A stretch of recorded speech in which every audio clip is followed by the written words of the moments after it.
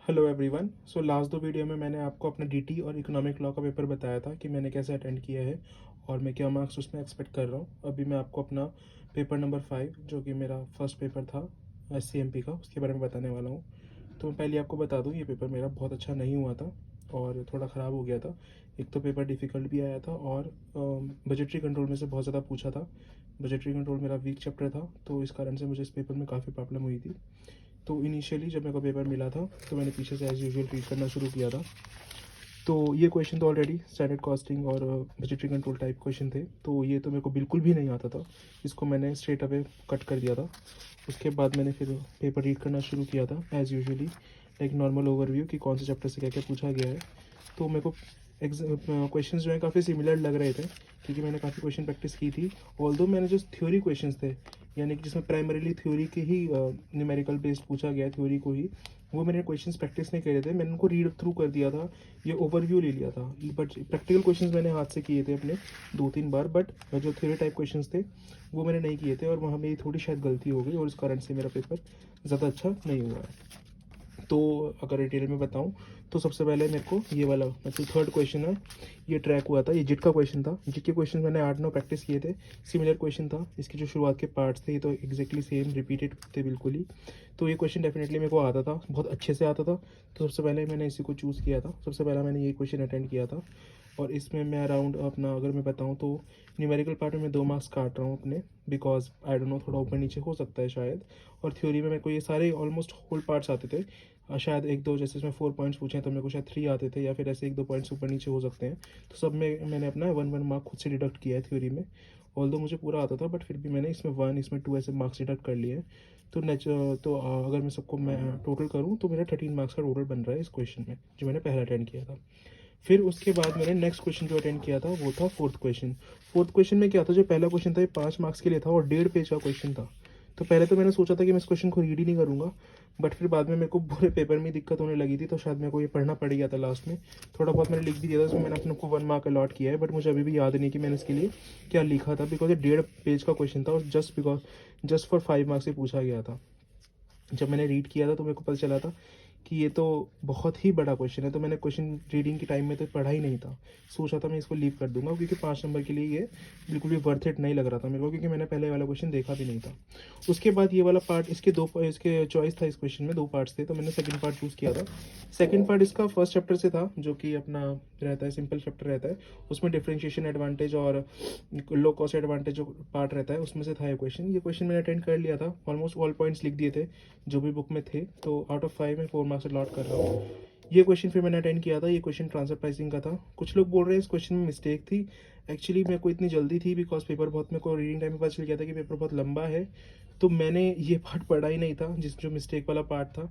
मैंने ऊपर से क्वेश्चन, क्योंकि मेरा ऑलरेडी पहले किया हुआ था क्वेश्चन, तो मुझे ये पता था कि क्वेश्चन में क्या क्या देखना है क्या क्या नहीं देखना है, तो मैं सीधा क्वेश्चन पे करने बैठ गया था। मैंने ये नाम मैच कर ही नहीं था कि डिवीजन सी कहाँ से आ गया या डिवीजन बी कहाँ से आ गया। मेरे को जो क्वेश्चन आता था वो मैंने अपने तरीके से कर दिया था, क्योंकि क्वेश्चन मैंने 3-4 बार अपने हाथ से किया हुआ था।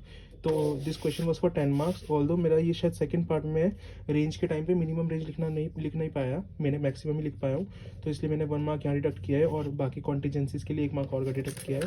तो इस क्वेश्चन में मैं 8 मार्क्स अपने एक्सपेक्ट कर रहा हूँ।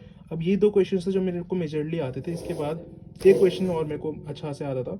तो ये 3 क्वेश्चन मैंने ढूंढ लिए थे पहले ही अपने एग्जाम में कि हाँ ये 3 क्वेश्चन मुझे आते हैं, तो एटलीस्ट मेरे को 40 मार्क्स तो सिक्योर करवा के दे देंगे। बाकी उसके बाद जो भी होगा वो मैं बाद में करूँगा, लेकिन फिलहाल ये 3 क्वेश्चन मेरे को अच्छे से करने हैं। तो फर्स्ट और सेकंड क्वेश्चन मैंने कर लिया था। उसके बाद मैं थर्ड क्वेश्चन पे मूव किया था। ये क्वेश्चन भी मुझे आता था।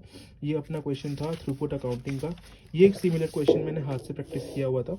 इसमें ये बहुत लंबा 3 मार्क्स के लिए बहुत ज़्यादा पूछा गया था। इसमें मेरे को बहुत टाइम वेस्ट हो गया था, बल्कि शायद मैं इसका इंटरप्रिटेशन वाला पार्ट भूल भी गया हूँ, तो इसमें मैंने अपना 1 मार्क खुद ही डिडक्ट कर लिया है। उसके बाद ये रैंकिंग मैंने ठीक से दे दी थी, ये भी मैंने पार्ट अच्छे से कर दिया था। बट ये थ्योरी पार्ट था, गोल्ड का जो मॉडल था मैंने एक्सप्लेन भी किया था। आई डोंट नो इसमें मिस्टेक हो सकती है, तो out of 10 I have allotted my self 7 marks.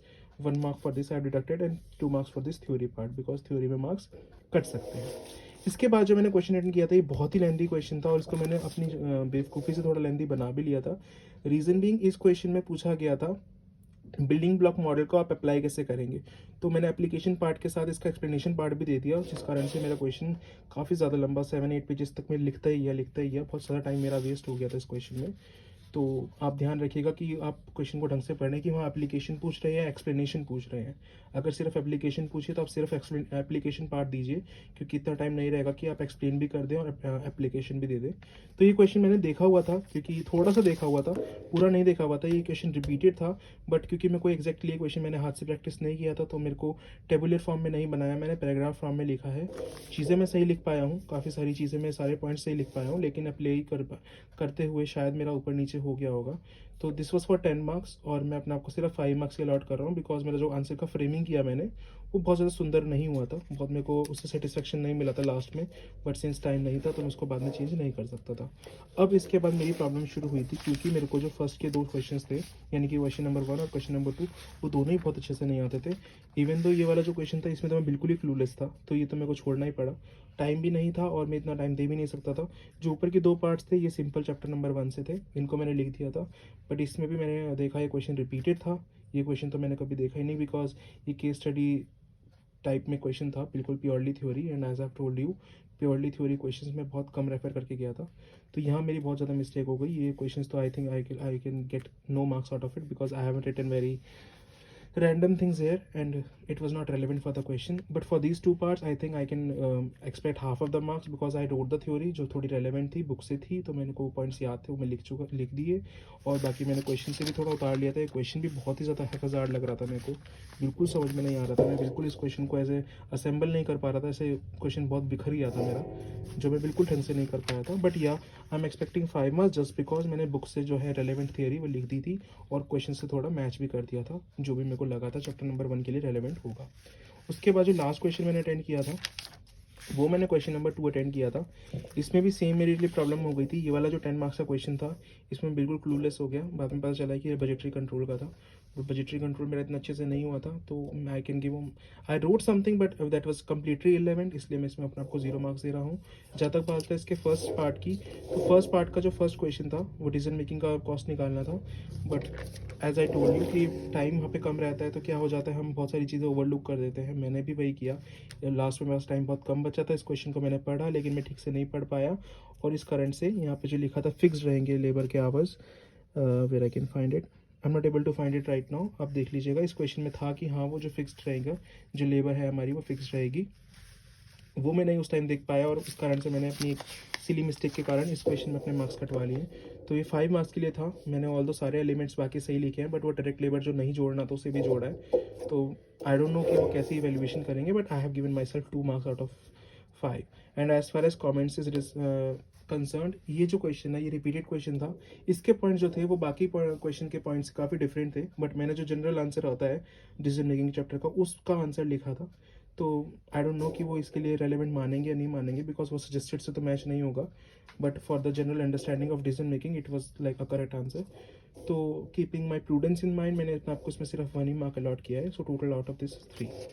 So all in all my paper was definitely, you can see it was not very great, but still मैंने 3 question अच्छे से कर दिए थे, तो मेरे को ये था कि हाँ at least I can gate passing marks, which I wanted कि हाँ पासिंग मार्क्स आ जाए, I can cover in other subjects. So I kept my cool in the exam and did 3 question properly. उसके अलावा 2 क्वेश्चन मेरे बिल्कुल ही ख़राब हो गए, बट फिर भी I am expecting somewhere around 40 to 45 marks in SCMP।